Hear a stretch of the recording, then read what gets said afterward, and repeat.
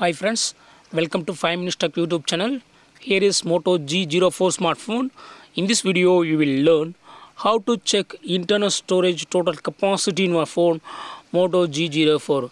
Whether your internal storage is 64 or 128 or 256.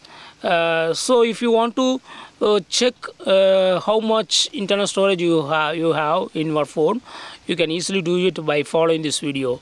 First of all, go to settings of your phone here, then go to storage,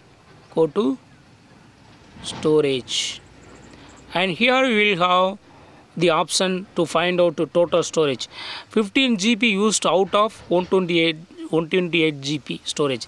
Here this device is showing. So this device has 128 GB maximum storage. Okay.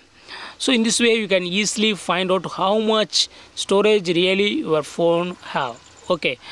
Suppose if you want to check the external storage option, just click here and select SanDisk SD card. If you have inserted SD card, it will be showing here.